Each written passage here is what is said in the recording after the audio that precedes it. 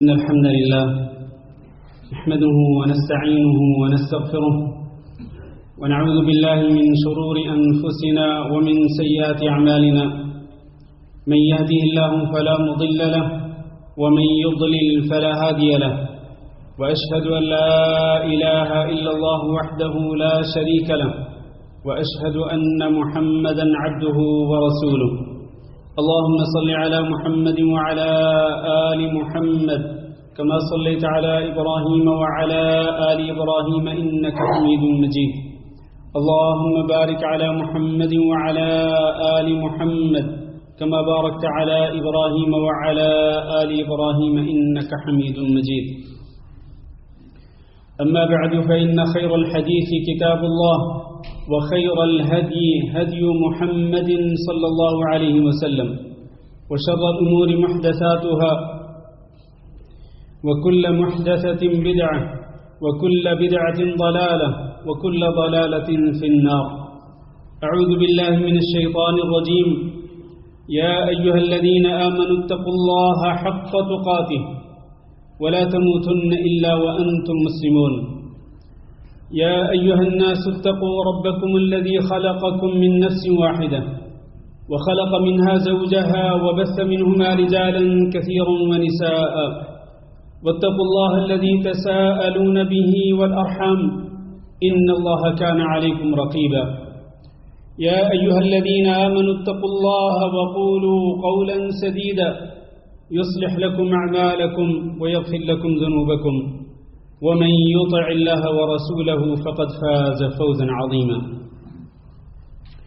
لائق صد احترام بزرگوں دوستوں اور بھائیوں اور معززات ماؤں بہنوں بیٹیوں اور خواتین اسلام، نبی کریم صلی اللہ علیہ وسلم اپنے ہر خطبہ میں جن 3 آیات کی تلاوت فرماتے تھے، ان تینوں آیات میں اللہ رب العزت نے حکم دیا عام لوگوں کو اور خاص طور پر اہل ایمان کو کہ وہ اللہ رب العزت سے ڈرتے رہیں، تقوی اختیار کریں اور تقوی کو اپنی زندگی کے اس سفر کے اندر بہترین زاد راہ بنائیں، کیونکہ تقوی سب سے بہتر سفر خرچ ہے انسان کے لیے، ہر انسان کے لیے جو کہ اس دنیا کے اندر مسافر کی حیثیت سے ہے، اور تقوی بہترین لباس بھی ہے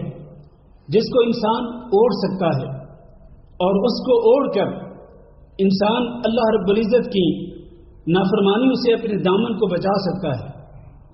عام لباس انسان پہنتا ہے اپنا ستر چھپانے کے لیے اور اپنے آپ کو مزین کرنے کے لیے، لیکن ایک لباس جو بہترین لباس ہے وہ تقوی کا لباس ہے، وہ انسان کو اوڑھ لینا چاہیے۔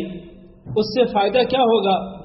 فائدہ یہ ہو کہ یہ انسان کا جو دامن ہے، انسان کا جو جسم ہے، یہ اللہ رب العزت کی نافرمانیوں سے بچے گا، اور انسان کے باطن کی بھی طہارت ہوگی، انسان کے باطن کا تزکیہ ہوگا، انسان کا دل جو ہے وہ پاک ہوگا مختلف بیماریوں سے۔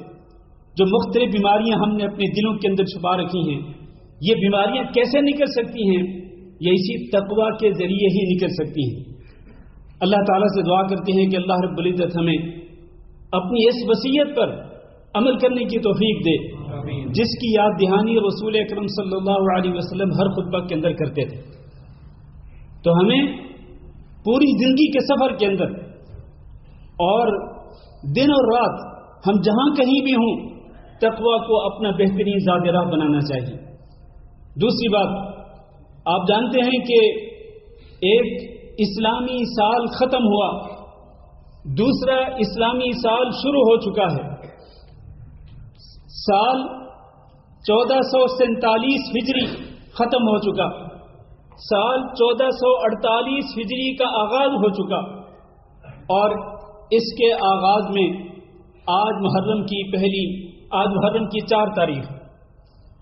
میرے بھائیوں، یہ جو سالوں کا آنا جانا ہے، مہینوں کا گزرنا اور اس سے پہلے دنوں کا گزرنا اور پھر اسی طرح سالوں کا گزرنا، اس کے اندر انسان کے لیے بڑی عبرت ہے، بڑا سبق ہے انسان کے لیے۔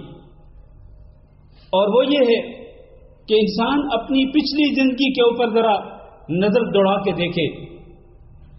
ابھی جو پچھلا اسلامی سال گزرا اس کے اوپر انسان نظر دوڑا کے دیکھے کہ اس پچھلے اسلامی سال کے اندر آپ نے کیا کمایا، کیا کھویا اور کیا پایا. نیکیوں کے حساب سے آپ نے کیا کچھ کمایا ہے اور برائیوں کے حساب سے برائیاں کر کے گناہوں کے ارتکاب کر کے آپ نے کتنا گھاٹا اٹھایا ہے. کیونکہ انسان جب برائیاں کرتا ہے اور گناہ کرتا ہے، اللہ اور اللہ کے رسول صلی اللہ علیہ وسلم کی نافرمانیاں کرتا ہے، تو وہ اپنے آپ کو ہی گھاٹا پہنچاتا ہے، وہ اپنے آپ کو ہی خسارہ پہنچا رہا ہوتا ہے. اور خاسرین کی صف کے اندر، یعنی گھاٹا پانے والے لوگوں کی صف کے اندر وہ خود ہی اپنے آپ کو شامل کر رہا ہوتا ہے. لہذا آج اس نئے اسلامی سال کی ابتدا میں ضرورت اس بات کی ہے کہ ہم جائزہ لیں کہ ہم نے پچھلے سال میں اور بلکہ پچھلی پوری زندگی کے اندر ہم نے کیا کمایا ہے جو آخرت میں ہم نے ذخیرہ کر رکھا ہے، جو آخرت میں ہمارے کام آئے گا.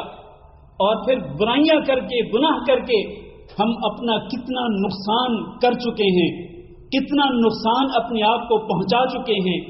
یہ ایک لمحہ فکریہ ہے جس کے اندر ہر انسان کو سنجیدگی کے ساتھ، پوری سنجیدگی کے ساتھ یہ اپنے گریبان میں جھانک کر اپنا جائزہ لینا چاہیے. اس کا فائدہ کیا ہوگا؟ فائدہ یہ ہوگا کہ جب میں اور آپ ہم اپنے دامن میں جھانک کر دیکھیں گے تو ہم سر سے لے کر پاؤں تک اپنے آپ کو گناہوں میں ڈوبا ہوا پائیں گے. ہم نے بہت گناہ کیے ہیں، ظاہراً بھی کیے ہیں اور چھپ چھپ کر بھی کیے ہیں، اور بڑے گناہ بھی کیے ہیں، چھوٹے گناہ بھی کیے ہیں. اور چھوٹے گناہ ہم نے کئی ایسے گناہ کر لیے ہیں جن کو ہم گناہ بھی نہیں سمجھتے ہیں، اور وہ تنکا تنکا مل کر وہ ایک بہت بڑی آگ کا ایندھن ہم اپنے لیے تیار کر چکے ہیں. والعیاذ باللہ، بہت بڑی آگ کا ایندھن ہم اپنے لیے تیار کر چکے ہیں، وہ تنکے کے ساتھ، چھوٹے چھوٹے گناہ کے ساتھ، کہ جس کو ہم گناہی شمار نہیں کرتے ہیں. جب ہم اس طرح اپنا جائزہ لیں گے تو ہم پھر اپنے گناہوں پر شرمندہ ہوں گے، ہمیں ندامت ہوگی. اللہ رب العزت کی بارگاہ میں ہمیں شرمندگی اور ندامت کے اظہار کا موقع ملے گا. اور اللہ رب العزت کو یہ بات بڑی پسند ہے کہ انسان اللہ رب العزت کے سامنے اپنے گناہوں کا اعتراف کر لے اور پھر وہ اللہ تعالیٰ سے معافی مانگ لے، اور پھر آئندہ زندگی کے اندر وہ ان گناہوں کو نہ کرنے کا عزم کرے. اس کو سچی توبہ کہتے ہیں. اللہ رب العزت سچی توبہ کرنے والوں سے محبت کرتا ہے. ان اللہ یحب التوابین، اللہ توابین سے محبت کرتا ہے. توابین وہ ہوتے ہیں جو بہت زیادہ توبہ کرتے ہیں. لمحہ لمحہ رسول اکرم صلی اللہ علیہ وسلم ایک دن کے اندر 100 مرتبہ یہ دعا پڑھتے تھے، رب اغفر لی وتوب علی انک انت التواب الغفور یا انک انت التواب الرحیم. 100 مرتبہ یہ دعا پڑھتے ایک دن کے اندر. حالانکہ رسول اکرم صلی اللہ علیہ وسلم تمام گناہوں سے پاک تھے، معصوم عن الخطا تھے نبی صلی اللہ علیہ وسلم. اس کے باوجود آپ صلی اللہ علیہ وسلم ایک دن کے اندر 100 مرتبہ مغفرت کا سوال بھی کرتے اللہ تعالیٰ سے، بخشش بھی مانگتے اور توبہ بھی کرتے اللہ کے نبی صلی اللہ علیہ وسلم. ہم تو گناہوں کے اندر ڈوبے ہوئے ہیں، لہذا ہمیں اس سے بھی زیادہ توبہ کرنی چاہیے، اور یہ دعا ہمیں کثرت کے ساتھ پڑھنی چاہیے، استغفار بھی کرنا چاہیے، توبہ بھی کرنی چاہیے. اور تیسری بات یہ میرے عزیز بھائیوں کہ اس محاسبہ کے ساتھ ساتھ کہ ہم اپنے نفس کا محاسبہ کریں اپنے پچھلے سال پر اور اپنی پوری زندگی پر. اس کے ساتھ ساتھ یہ جو نیا اسلامی سال ہے اور اس کا آغاز اور اس کی ابتدا ہے، یہ ہمیں یاد دلاتا ہے 1447 سال پہلے رونما ہونے والے ایک بہت بڑے واقعے کی. اور وہ بہت بڑا واقعہ کیا تھا کہ جب نبی صلی اللہ علیہ وسلم اور آپ کے پیارے صحابہ کرام رضی اللہ عنہم اجمعین ان سب نے مکہ مکرمہ سے ہجرت کر کے یہ سارے مدینہ منورہ پہنچے تھے. ہجرت مدینہ کا جو واقعہ رونما ہوا یہ تاریخ اسلام کا بہت بڑا واقعہ ہے. یہی وجہ ہے کہ عمر بن خطاب رضی اللہ تعالیٰ عنہ کے دور خلافت میں جب اسلامی تاریخ کی باقاعدہ ضرورت پیش آئی تو خلیفۃ المسلمین ہونے کے ناطے، امیر المؤمنین ہونے کے ناطے حضرت عمر بن خطاب رضی اللہ تعالیٰ نے اپنے ساتھیوں سے مشورہ کیا تھا کہ ہم تاریخ اسلام کی ابتدا کہاں سے کریں، کئیوں نے کہا نبی صلی اللہ علیہ وسلم کی ولادت باسعادت سے کریں، کئیوں نے کہا نبی صلی اللہ علیہ وسلم کی بعثت سے کریں، اور کئیوں نے کہا کہ ہجرت مدینہ سے اس کی ابتدا کریں، کئیوں نے کہا کہ اس کی ابتدا نبی صلی اللہ علیہ وسلم کی وفات سے کریں۔ حضرت عمر بن خطاب رضی اللہ تعالی عنہ نے اس رائے کو پسند کیا کہ اس کی ابتدا تاریخ اسلامی کی ابتدا جو ہے وہ ہجرت مدینہ کے واقعے سے کی جائے، کیونکہ یہ وہ واقعہ ہے جس نے حق اور باطل کے درمیان فرق کر دیا تھا۔ جی ہاں، یہ وہ واقعہ تھا جس نے فرق کر دیا حق اور باطل کے درمیان۔ باطل کیا تھا؟ جس کی پیروی مشرکین مکہ کرتے تھے۔ حق کیا تھا؟ حق وہ تھا جو نبی صلی اللہ علیہ وسلم نے اپنے صحابہ کرام کو پیش کیا تھا، اور جس کی اتباع صحابہ کرام کرتے تھے، وہ حق تھا۔ اور یہ لوگ کمزور تھے۔ نبی صلی اللہ علیہ وسلم نے اپنے ابتدائی 13 سالہ دور نبوی کے اندر مکہ مکرمہ میں رہ کر آپ صلی اللہ علیہ وسلم نے لوگوں کو دعوت توحید دی، لیکن اس کے مقابلے میں لوگوں نے نبی صلی اللہ علیہ وسلم کو مختلف طریقوں سے اذیتیں پہنچائیں، اپنی زبان کے ساتھ بھی اور اپنے اعمال اور اپنی حرکتوں کے ساتھ بھی انہوں نے نبی صلی اللہ علیہ وسلم کو ہر طریقے سے اذیتیں پہنچائیں، اور آپ کے صحابہ کرام کو بھی اذیتیں پہنچائیں۔ سارے کے سارے صحابہ کرام اور خود نبی صلی اللہ علیہ وسلم پورے 13 سالہ دور میں صبر کرتے رہے اور اپنے دین پر ڈٹے رہے، دین پر استقامت اور ثابت قدمی دکھائی، مصیبتوں کو جھیلا، آزمائشوں کو برداشت کیا اور کلمہ توحید کو نہیں چھوڑا۔ آخرکار مکہ کے مشرکین نے نبی صلی اللہ علیہ وسلم کو نعوذ باللہ قتل کرنے کی سازش تیار کی، اور جس رات ان لوگوں نے نبی صلی اللہ علیہ وسلم کو قتل کرنے کی سازش کی ہوئی تھی، اسی رات میں نبی صلی اللہ علیہ وسلم کو اللہ رب العزت نے ان کے بیچ میں سے ہی نکالا، حفاظت کے ساتھ نکالا، اور آپ صلی اللہ علیہ وسلم کو اور آپ کے صحابہ کرام کو ہجرت کی اجازت ملی۔ میرے بھائیوں، نبی صلی اللہ علیہ وسلم باحفاظت طریقے سے مکہ مکرمہ سے نکلے، غار ثور میں 3 دن پناہ لی، پھر اس کے بعد آپ صلی اللہ علیہ وسلم نے سفر ہجرت کیا، مدینہ منورہ پہنچے۔ اس پورے سفر کو اگر بغور اس کا مطالعہ کریں تو یہ بات نمایاں ہو کر کھل کر واضح ہو جاتی ہے کہ اللہ رب العزت نے اپنے پیارے نبی جناب محمد صلی اللہ علیہ وسلم کو اور آپ پر ایمان لانے والوں کو بے یار و مددگار نہیں چھوڑا، آپ کی مدد کی۔ اللہ تعالیٰ نے قرآن مجید میں ارشاد فرمایا، اذ یمکر بک الذین کفروا لیثبتوک او یقتلوک او یخرجوک وَيَمْكُرُونَ وَيَمْكُرُ اللَّهُ وَاللَّهُ خَيْرُ الْمَاكِرِينَ۔ ان لوگوں نے یہ سازش تیار کی کہ یا تو آپ کو قید کر دیں، یا پھر آپ کو قتل کر ڈالیں، یا پھر آپ کو جلاوطن کر ڈالیں، مکہ کی سرزمین سے نکال دیں۔ وہ لوگ بھی سازشیں کر رہے تھے، ادھر اللہ رب العزت بھی تدبیر کر رہا تھا، جبکہ اللہ رب العزت بہترین تدبیر کرنے والا ہے۔ اللہ تعالیٰ نے اپنی بہترین تدبیر کے ساتھ نبی صلی اللہ علیہ وسلم کو اور آپ کے صحابہ کرام کو مکہ مکرمہ سے پوری حفاظت کے ساتھ، امن و سلامتی کے ساتھ نکالا، آپ کی حفاظت فرمائی، غار ثور میں بھی، پورے سفر ہجرت کے اندر بھی، اور یہاں سے پھر اس اسلامی تاریخ کے اندر انقلاب برپا ہوا۔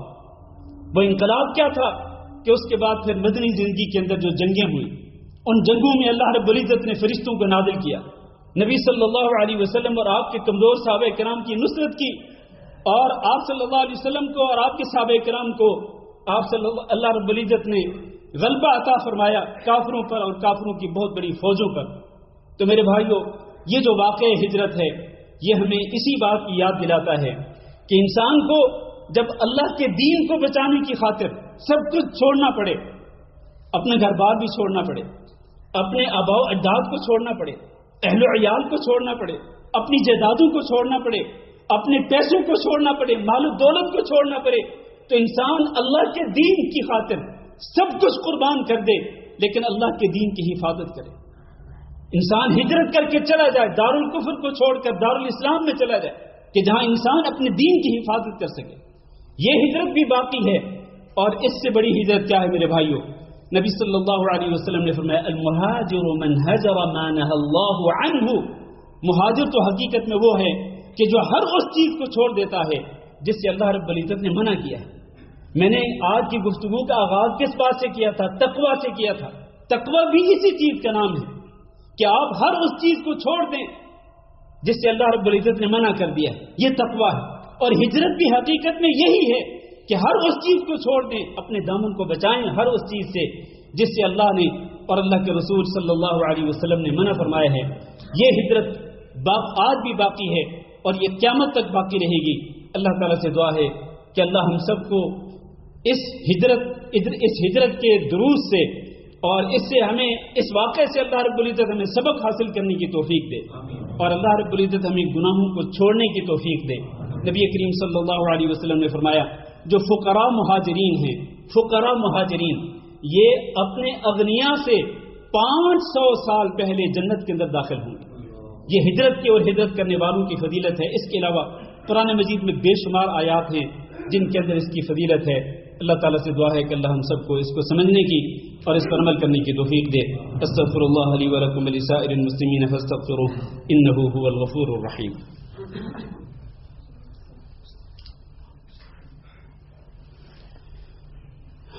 إن الحمد لله نحمده ونستعينه ونستغفره ونعوذ بالله من شرور أنفسنا ومن سيئات أعمالنا من يهده الله فلا مضل له ومن يضلل فلا هادي له وأشهد أن لا إله إلا الله وحده لا شريك له وأشهد أن محمدا عبده ورسوله اللهم صل على محمد وعلى آل محمد كما صليت على إبراهيم وعلى آل إبراهيم إنك حميد مجيد اللهم بارك على محمد وعلى آل محمد كما باركت على إبراهيم وعلى آل إبراهيم إنك حميد مجيد أما بعد عزیز بھائی اور دوستو، یہ ماہ محرم حرمت والے 4 مہینوں میں سے ایک ہے۔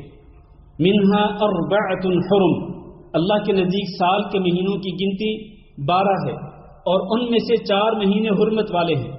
ان میں سے 2 مہینے ابھی گزرے ہیں، ذوالقعدہ اور ذوالحجہ، اور پھر یہ تیسرا مہینہ محرم کا مہینہ ہے، اور آگے چوتھا مہینہ رجب کا مہینہ آئے گا۔ ان حرمت والے مہینوں کے احکام میں سے ایک خاص حکم یہ ہے کہ ان مہینوں کے اندر انسان کو اپنی جان پر ظلم کرنے سے پرہیز کرنا چاہیے۔ اور اپنی جان پر ظلم کیا ہے کہ انسان اللہ رب العزت کی نافرمانیوں کے ارتکاب کرے، برائیوں اور گناہوں کے ارتکاب کرے۔ یہ اپنی ہی جان پہ ظلم ہے جس سے اللہ رب العزت نے منع فرمایا ہے۔ اور اس ماہ محرم کی ایک فضیلت یہ بھی ہے کہ اللہ کے رسول صلی اللہ علیہ وسلم نے فرمایا افضل الصیام بعد شہر رمضان شہر اللہ المحرم، کہ رمضان المبارک کے روزوں کے بعد سب سے افضل ترین روزے جو ہیں وہ ماہ محرم کے روزے ہیں، جو کہ اللہ کا مہینہ ہے، شہر اللہ کا مہینہ ہے۔ حالانکہ سارے مہینے اللہ کے ہیں، لیکن خاص طور پر نبی کریم صلی اللہ علیہ وسلم نے ماہ محرم کو اللہ کا مہینہ قرار دیا کیونکہ یہ حرمت والا مہینہ ہے۔ اس لیے میرے بھائیوں، اس مہینے کی حرمتوں کو پامال نہ کریں اور اس مہینے کی حرمت کا پاس کریں، اس کا لحاظ کریں اور اپنے دامن کو گناہوں سے اور اللہ رب العزت کی نافرمانیوں سے بچاتے رہیں، اور کثرت کے ساتھ روزے بھی رکھنے کی کوشش کریں جتنا بھی ہو سکے، اس لیے کہ رمضان کے بعد سب سے زیادہ روزوں کی فضیلت اسی مہینے کے اندر ہے۔ خاص طور پر یوم عاشوراء، نبی کریم صلی اللہ علیہ وسلم سے پوچھا گیا کہ یوم عاشوراء کے روزے کی فضیلت کیا ہے؟ نبی صلی اللہ علیہ وسلم نے فرمایا یکفر السنۃ الماضیہ، کہ یوم عاشوراء کا روزہ رکھنے سے پچھلے سال کے گناہ معاف ہو جاتے ہیں۔ تو 1 سال کے گناہوں کی معافی مل جاتی ہے انسان کو 1 دن کا روزہ رکھنے سے۔ اور یہ یوم عاشوراء آئندہ جمعرات کو آئے گا۔ اور یہ بات بھی یاد رہے کہ نبی کریم صلی اللہ علیہ وسلم یوم عاشوراء کا روزہ مکہ مکرمہ میں بھی رکھتے تھے، صحابہ کرام کو بھی حکم دیتے تھے۔ ہجرت کے بعد بھی نبی صلی اللہ علیہ وسلم مدینہ منورہ میں پہنچ کر یوم عاشوراء کا روزہ رکھتے تھے، صحابہ کرام کو اس کا حکم بھی دیتے تھے۔ لیکن جب ماہ رمضان کے روزوں کی فرضیت ہوئی تو آپ صلی اللہ علیہ وسلم نے اجازت دے دی کہ جو چاہے روزہ رکھ لے اور جو چاہے روزہ چھوڑ دے۔ اور پھر آخر میں، یعنی آپ صلی اللہ علیہ وسلم کی زندگی کے آخر میں جب آپ کو بتایا گیا کہ یہود و نصارہ بھی اس دن کی تعظیم کرتے ہیں، تو آپ صلی اللہ علیہ وسلم نے ان کی مخالفت کرنے کی خاطر فرمایا تھا کہ لئن بقینا الی العام القادم لنصومن التاسع، کہ اگر ہم آئندہ سال تک بھی زندہ رہے تو پھر ہم 9 محرم کا روزہ بھی رکھیں گے۔ اس حدیث کے راوی حضرت عبداللہ بن عباس رضی اللہ تعالیٰ عنہ، وہ یہ بیان کرتے ہیں، یہ حدیث نبی صلی اللہ علیہ وسلم سے سننے کے بعد وہ اس حدیث کا مفہوم بیان کرتے ہیں کہ خالف الیہود وصوموا اليوم التاسع والعاشر، کہ تم یہود کی مخالفت کرو और तुम 2 दिन के रोज़ा रखा करो, 9 मुहर्रम का भी रोज़ा रखो और 10 मुहर्रम का भी रोज़ा रखो। जो लोग ये कहते हैं कि नबी सल्लल्लाहु अलैहि वसल्लम का ये जो फरमान है कि हम अगले साल तक रहे तो 9 मुहर्रम का रोज़ा रखेंगे, तो अब 10 की बजाय 9 का रोज़ा है, वो बिल्कुल गलत कहते हैं। अब्दुल्लाह बिन अब्बास रज़ियल्लाहु तआला अन्हु हदीस के रावी हैं, उन्होंने इस हदीस का मफ़हूम यही बयान किया है कि 2 दिन के रोज़े रखने, लिहाजा 9 मुहर्रम का भी रोज़ा रखना चाहिए और 10 मुहर्रम का भी रोज़ा रखना चाहिए। यानी आइंदा बुध और आइंदा जुमरात का रोज़ा रखकर इससे अल्लाह रब्बुल इज़्ज़त का तक़र्रुब हासिल करना चाहिए। अल्लाह ताला से दुआ है कि अल्लाह हम सब इसकी तौफीक दे। अल्लाहुम्मा इग़फिर लना व लिल मुमिनीन वल मुमिनात व लिल मुस्लिमीन वल मुस्लिमात अल अहयाइ मिनहुम वल अमवात। अल्लाहुम्मा इन्ना नस्अलुका अल अफ़्व वल आफ़ियह वल मुआफ़ात अद-दाइमत फ़िद दुनिया वल आख़िरह। अल्लाहुम्मा इन्ना नस्अलुका रिदाका वल जन्नह व नऊज़ु बिका मिन सख़तिका वन नार। اللهم فرج هم المهمومين ونفس كرب المكروبين واقض الدين عن المدينين واشف مرضانا ومرضى المسلمين. اللهم آمنا في أوطاننا واجعل هذا البلد آمنا مطمئنا وسائر بلاد المسلمين. عباد الله، إن الله يأمر بالعدل والإحسان وإيتاء ذي القربى وينهى عن الفحشاء والمنكر والبغي يعظكم لعلكم تذكرون. سبحان ربك رب العزة عما يصفون وسلام على المرسلين والحمد لله رب العالمين.